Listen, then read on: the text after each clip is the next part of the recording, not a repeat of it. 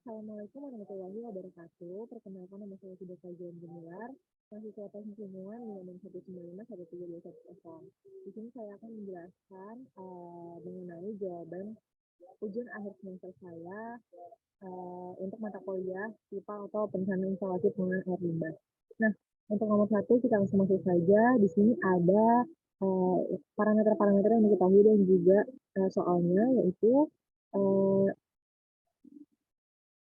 ditanyakan apakah bagaimanakah kriteria desainnya, kemudian perhitungan dimensinya, waktu tinggal dan overflow rate-nya, kemudian produksi sludge DOD dan juga total nitrogennya, kemudian kebutuhan oksigennya dan juga neraca massa yang dihasilkan dari proses pengolahannya. Nah, di sini diketahui untuk parameter inlet teknologi OD dalam pengolahan suatu IPAL adalah sebagai berikut. Biasanya ada debit dengan 7510. Nah, ini didapatkan dari di angka terakhir saya yaitu 10. Kemudian untuk BOD-nya yaitu 200 mg per liter, COD 350 mg per liter, dan NH3N-nya 40 mg per liter. Kemudian kita masuk untuk nomor 1A, yaitu kriteria desain perencanaan oxidation leak. Di sini saya menggunakan kriteria-kriteria berdasarkan ketetapan yang telah ada dengan debit pengolahan sebesar 7.510 meter kubik per hari diubah menjadi meter kubik per second menjadi 0,087. Nah, untuk baknya sendiri saya menggunakan 2 buah, kemudian untuk si puncak per baknya itu adalah 0,087 dibagi 2, yaitu 0,043. Kemudian untuk umur lumpurnya 20 hari dan juga periode aerasinya 30 jam. Efisiensinya sendiri saya mengambil 85% dari influent yang masuk, sehingga untuk 200 mg per liter BOD influent akan menghasilkan effluentnya sebesar 30 mg per liter, di mana effluent ini telah dihitung berdasarkan batas maksimum baku mutu yang diizinkan, sehingga effluent dari BOD, COD, dan juga NH3N ini telah berada dalam ambang baku aman, ambang batas aman untuk nilai effluent suatu air limbah. Nah, kemudian untuk MLSS diambil 4.500 mg per liter, untuk rasionya sendiri 0,12, kemudian untuk FD atau freeboardnya 0,5 dan juga kedalamannya 3 meter, untuk Q-nya 0,8, rasionya 0,5 dan juga key average-nya 0,03. Nah, untuk dimensinya sendiri di sini ada beberapa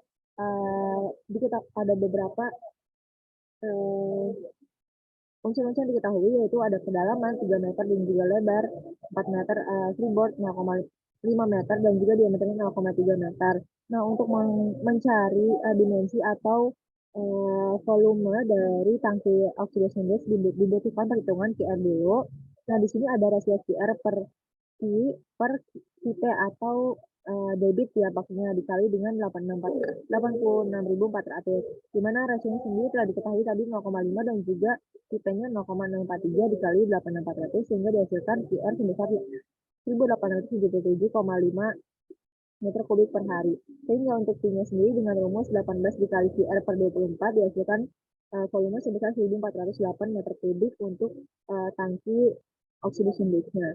Kemudian untuk HI tinggal atau HRT-nya dibutuhkan perhitungan yang namanya Q per Q dikali 24 jam, di mana Q-nya itu telah melalui perhitungan yang ada di Excel saya di sini.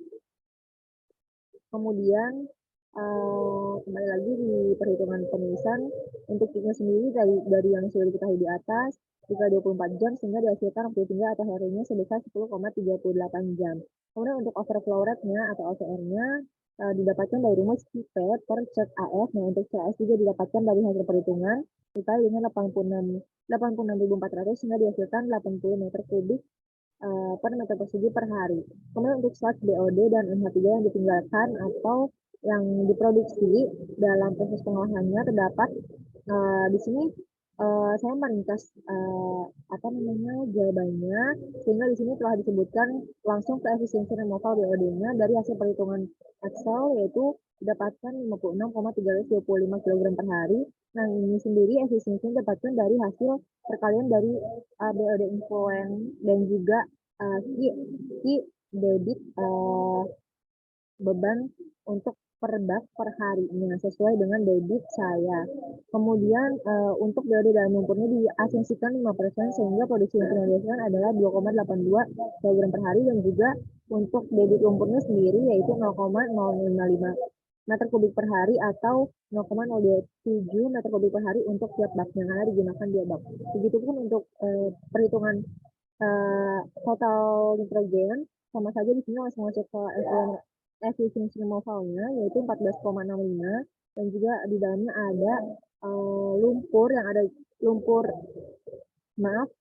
total nitrogen yang ada dalam lumpur yaitu sebanyak 5% sehingga didapatkan kondisi lumpur 0,73 kilogram per hari. Kemudian untuk debit lumpurnya yaitu 0,0143 meter kubik per hari untuk dua baknya, sehingga untuk per tiap baknya adalah 0,0072 meter kubik per hari. Nah, untuk kebutuhan oksigennya sendiri di sini semua yang ada itu berdasarkan data pribadi, data perencanaan, dan juga ada dari kriteria desain seperti putaran, kemudian ada kedalaman celup, kemudian ada oxygen capacity-nya itu dari kriteria desain, sedangkan DNC-nya dari data perencanaan yaitu 200 mg per liter dan juga QF-nya dari data perencanaan yaitu 3.755 mg kubik per hari. Sehingga didapatkan untuk kebutuhan oksigennya dengan rumus oksigen capacity dikali 0,8 dikali 1,024 pangkat 8 dikali 0,9 dikali 7,92 min 2 per 7,92 hasilnya adalah 127,74 kg oksigen per meter kubik per hari. Nah, untuk yang terakhir ini adalah nilai massa. Di sini ada infonya juga effluentnya. Kemudian untuk hasil effluentnya ini didapatkan dari efisiensi removal pengolahan sebanyak 85% untuk masing-masing parameter. Kemudian untuk prosesnya sendiri, sini ada sludge treatment atau produksi lumpur yang dihasilkan dari BOD dan juga total nitrogen sebagai parameter utama yang difokuskan. Nah, di sini terlihat untuk penurunan debit air limbahnya, kemudian untuk penurunan kadar BOD sampai kadar COD-nya. Lanjut untuk nomor 2 di sini diminta untuk menggambarkan flow proses sludge yang kita ketahui. Nah, untuk yang saya ketahui sesuai dengan teknologi pengolahan secondary pada nomor 1 digunakan atau ditempatkan oxidation ditch setelah aeration tank. Adapun urutannya dari info yang masuk ke barising, kemudian langsung ke grid chamber, kemudian tidak dipakai grid trap karena di sini saya anggap untuk pengolahan pasir atau biji kecil telah masuk ke grid chamber, kemudian masuk ke evaluation tank, kemudian masuk ke aeration tank untuk dilakukan seperti proses activated sludge, kemudian masuk ke oxidation ditch dan juga secondary clarifier tambahan jika memang diperlukan, kemudian masuk ke sludge thickener di mana jika setahu saya selama dalam pembelajaran apabila sudah memakai sludge thickener itu tidak perlu lagi ditambahkan sludge digester, sehingga saya langsung masuk ke sludge drying bed atau SDB dan langsung masuk ke desinfeksi, kemudian keluarlah effluent. Di sini masih kita ke perencanaan dan stabilisasinya. Adapun kriteria desain yang digunakan yaitu berasal dari Dirjen Cipta Karya 2017. Nah, ini untuk SRT kemiringan beban solid, kemudian kedalaman dimensi, diameter freeboard, akumulasi ini didapatkan dari kriteria desain yang saya dapatkan atau yang saya tentukan dari range yang telah ditetapkan dan juga dibatasi dari kriteria desainnya. Kemudian untuk dimensinya di sini ada perhitungan untuk kapasitas digester. Ini berdasarkan data-data karakteristik influence perencanaan data pribadi saya yaitu debitnya sendiri 7.510, kemudian BOD dan COD-nya itu berdasarkan data yang telah diketahui dari soal nomor 1 juga. Kemudian untuk kapasitas digester itu diketahui volumenya adalah key influence dikali SRT. Nah, untuk SRT-nya saya ambil 30 hari. Kemudian di sini dihasilkan P-nya 250,3 meter kubik. Kemudian untuk permukaan digesternya itu dengan rumus P digeser per H tangki, diambil H tangkinya adalah 7 meter dari range yang ditentukan, sehingga dihasilkan permukaannya 35,76 meter kubik. Kemudian untuk diameter digesternya ini dengan rumus akar dari 4 per P dikali V digester dihasilkan 40 meter. Sedangkan untuk kedalaman digesternya sendiri saya ambil asumsi untuk zona nilainya sebesar 8,3 meter dan juga zona kerucutnya sebesar 1,2 meter. Sehingga P akumulasi yang dihasilkan dari rumus yang tadi dihitung yaitu sebesar 780 meter kubik, di mana di sini adalah termasuk dari 2 P aktif, 2 digester. Kemudian untuk P influence aktifnya sendiri dengan rumus P per 4 dikali V akumulasi, kemudian dikali 0,2 plus 0,3 ini dari angka zona tadi, ditambah 7 meter dari kedalaman Maaf, tadi dari kedalaman tangkinya, kemudian dihasilkan hasilnya untuk Pi inaktifnya 31,03 meter kubik, sehingga totalnya adalah eh, Pi, aku, Pi akumulasi digester ditambah dengan, maaf, dikurangi dengan Pi influent aktifnya, sehingga dihasilkan 749 meter kubik. Untuk hasilnya sendiri dihasilkan 0,31 meter kubik, kemudian untuk T atau waktu digesernya itu selama 40 hari.